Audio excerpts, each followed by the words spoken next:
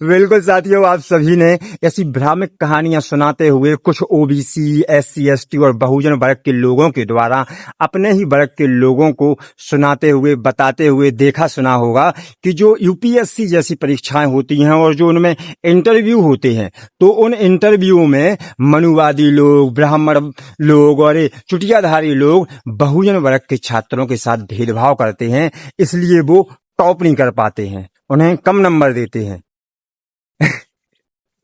तो मेरे भाई लोग, आप लोग सबसे पहले तो ये बता दीजिए कि जो इंटरव्यू लेने वाली 5 सदस्यों की टीम होती है, क्या वो एक ही जाति की होती है, क्या वो एक ही वर्ग की होती है, और क्या वो सभी भेदभाव करने वाले होते हैं? इस चीज का आप सबूत और प्रमाण दीजिए पहले।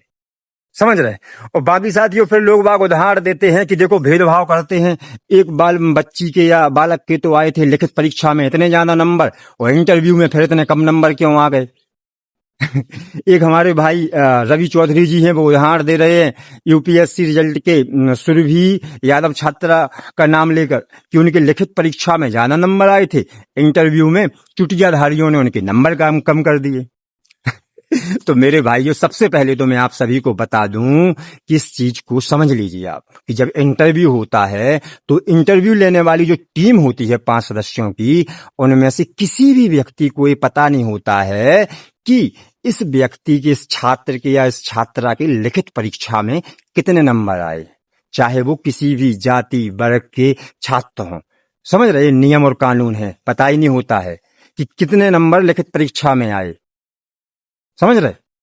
तो ये आप कैसे कह सकते हैं कि भेदभाव हो गया, उतने नंबर आए थे जाना, जब पता ही नहीं होता है, नियमी कानून नहीं है, तो कैसे बताएं आप?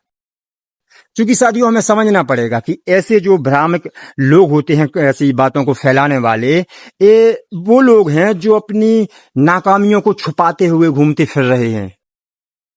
जो थोड़ा बहुत पढ़ाई लिखाई कर ली उनने, लेकिन वो अच्छे से समझदार, जागरूक, अच्छे होनहार नहीं बन पाए, वो आज बेरोजगार घूम रहे हैं। तो जब उनके घर वालों के लिए, नाते रिश्तेदारों के लिए सामने अपनी नाकामियों को छुपाना होता है, तो वो अपनी नाकामियों का जिम्मेवार फिर दूसरों को बताते फिरते हैं।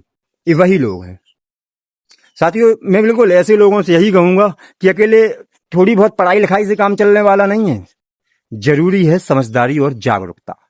इसलिए आप सभी से यही कहूंगा कि समझदार बने, जागरूक बने और हमेशा मिलजुल कर रहें। जय हिंद, जय भारत।